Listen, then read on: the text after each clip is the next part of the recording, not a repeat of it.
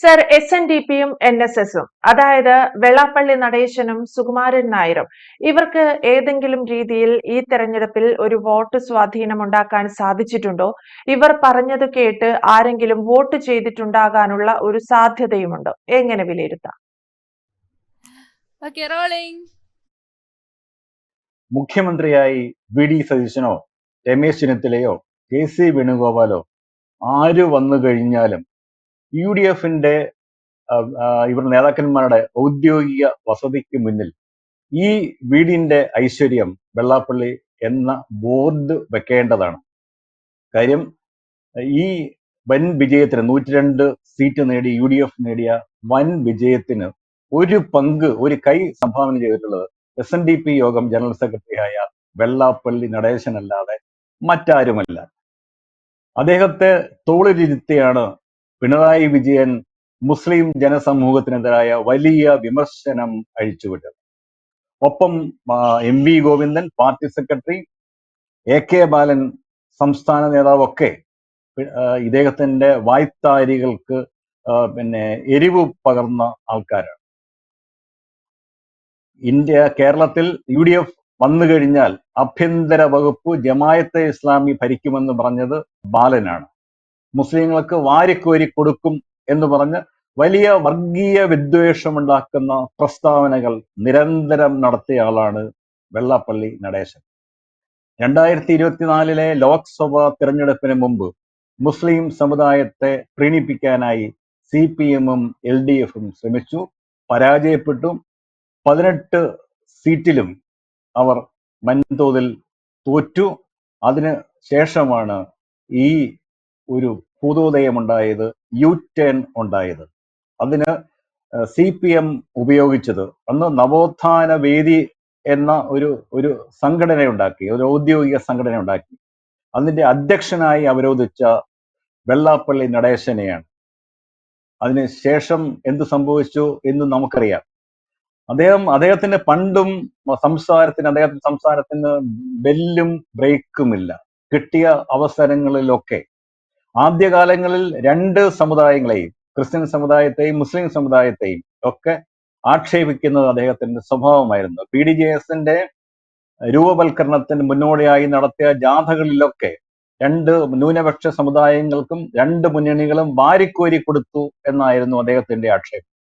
പക്ഷെ പിണറായി വിജയൻ അദ്ദേഹത്തെ സ്പോൺസർ ചെയ്യാൻ ആരംഭിച്ചതോടുകൂടി അദ്ദേഹത്തിന്റെ വിമർശനങ്ങൾ മുഴുവൻ മുസ്ലിം സമുദായത്തിനെതിരായി, മുസ്ലിം ലീഗിനെതിരായി എന്ന് പിണറായി വിജയൻ തിരുത്തുന്നുവെങ്കിലും അത് മുസ്ലിം സമുദായത്തിനെതിരായി തിരിച്ചുവിടുകയും അതിന്റെ ഫലമായി മുസ്ലിം സമുദായത്തിൽ CPMനുണ്ടായിരുന്ന ഒരു അനുഭാവം പോലും നഷ്ടപ്പെടുകയും അതിന്റെ ഫലം തിരഞ്ഞെടുപ്പിൽ പ്രതിഫലിക്കുകയും ചെയ്തു.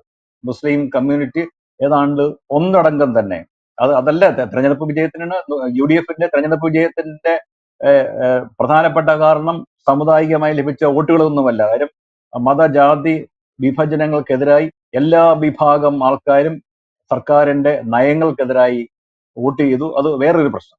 പക്ഷെ ഇവിടെ വർദ്ധിത വീര്യത്തോടുകൂടി മുസ്ലിം സമുദായം LDFനെതിരായി UDFന് വോട്ട് ചെയ്തു. അതിൽ ഏറ്റവും പ്രധാനപ്പെട്ട പങ്ക് വഹിച്ചിട്ടുള്ളത് ഈ വെള്ളാപ്പള്ളി നടേശന്റെ സുഭാഷിതങ്ങളാണ്. അതിൽ ഒരു സംശയവുമില്ല.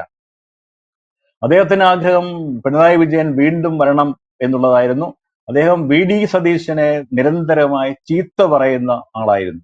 അതിനുള്ള കാരണം നമുക്കറിയാം. VD സതീശൻ മാത്രമല്ല, NSSന്റെ ജനറൽ സെക്രട്ടറി സുകുമാരൻ നായരും VD സതീശനെ നിരന്തരമായി ആക്ഷേപിക്കുന്നുണ്ടായിരുന്നു. ഇപ്പോഴും അവർക്ക് VD സതീശൻ മുഖ്യമന്ത്രിയായി വരുന്നതിന് ഒട്ടും താല്പര്യമില്ല.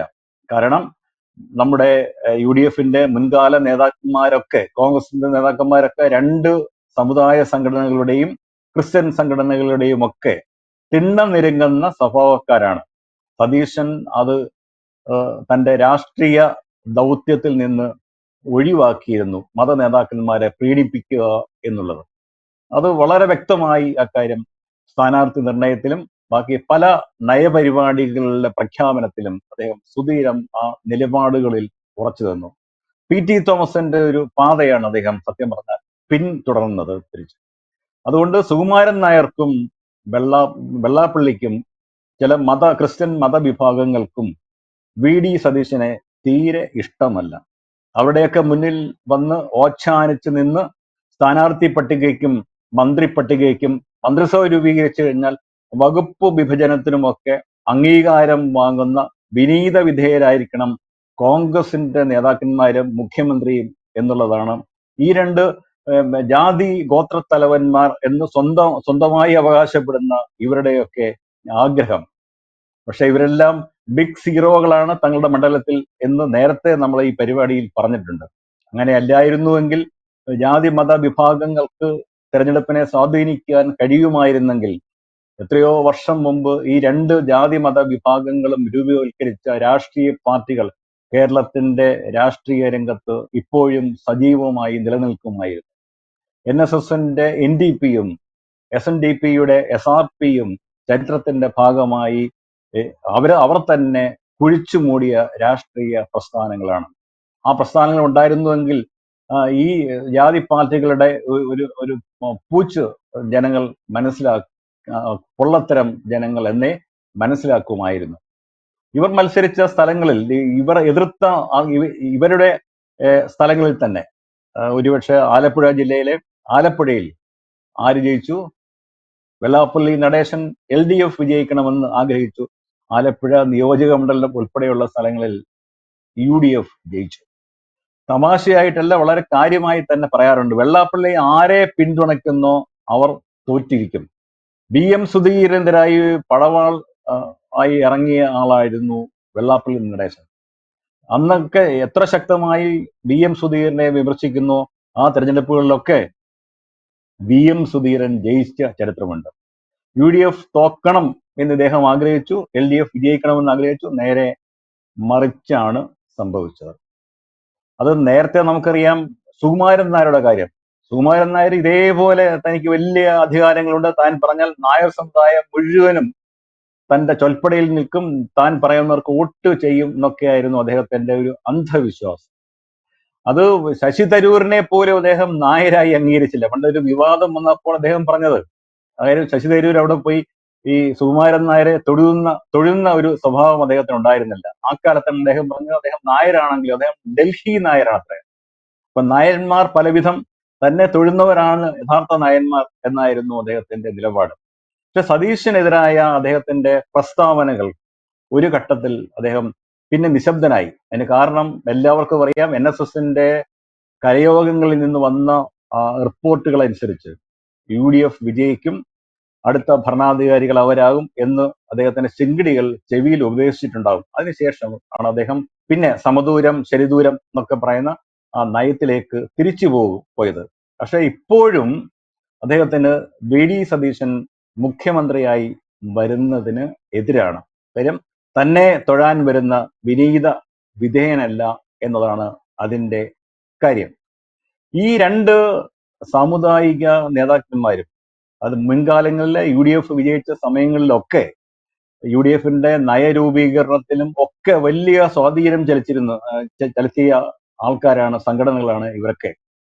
ഇവർ മാത്രമല്ല, ക്രിസ്ത്യൻ സംഘടനകൾ ഇപ്പം തന്നെ വിൻസെന്റിനെ മന്ത്രിയാക്കണം എന്നൊരു ക്രിസ്ത്യൻ വിഭാഗം ഇപ്പോൾ തന്നെ ആവശ്യം ഉന്നയിച്ചിട്ടുണ്ട്. കഴിഞ്ഞ സ്ഥാനാർത്ഥി നിർണയ സമയത്ത് കൊച്ചിയിൽ ലാറ്റിൻ കത്തോലിക്ക സ്ഥാനാർത്ഥി വേണം എന്നുള്ള ആവശ്യം VD സതീശൻ നിഷ്കരണം നിരാകരിച്ചു. ഞങ്ങളുടെ കാര്യം ഞങ്ങൾ നോക്കിക്കോളാം, നിങ്ങൾ നിങ്ങളുടെ കാര്യം നോക്കിയാൽ മതി. അവിടെ അദ്ദേഹം DCC പ്രസിഡന്റ് മുഹമ്മദ് ഷിഹാസിനെ സ്ഥാനാർത്ഥിയാക്കുകയും അദ്ദേഹം ക്രിസ്ത്യൻ ഭൂരിപക്ഷ മേഖലയിൽ വൻ ഭൂരിപക്ഷത്തിൽ വിജയിക്കുകയും ചെയ്ത ചരിത്രം നമ്മുടെ മുന്നിലുണ്ട്. പക്ഷേ ഇത് ഇവിടെ കൊണ്ടൊന്നും തീരുന്നില്ല. മന്ത്രിമാരുടെ എണ്ണത്തിൽ, അത് കഴിഞ്ഞ് VCമാരുടെ നിയമനത്തിൽ, അങ്ങനെ PSC അംഗങ്ങളുടെ നിയമനത്തിലൊക്കെ ഈ ജാതി മത മേധാവികൾ വലിയ സ്വാധീനം ചെലുത്തും.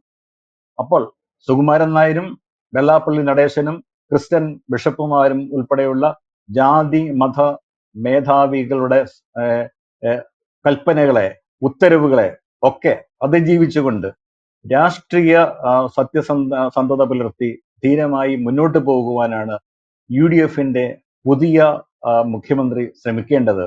അല്ലെങ്കിൽ ഇവര് മുഴുവനും അവസരം പാത്തിരുന്ന് രാഷ്ട്രീയത്തെ തന്നെ വിഴുങ്ങും എന്നുള്ളതാണ് മുൻകാല ചരിത്രം.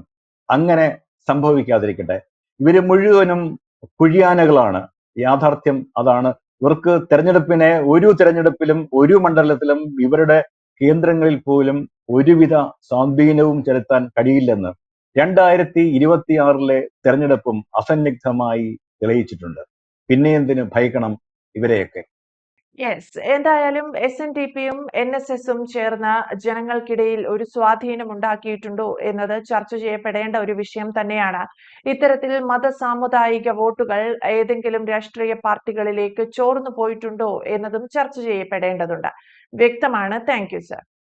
കൂടുതൽ വാർത്തകളും വിശേഷങ്ങളും നിങ്ങളിലേക്ക് എത്താൻ ABC മലയാളം സബ്സ്ക്രൈബ് ചെയ്യുക, ബെൽബട്ടനും അമർത്തുക.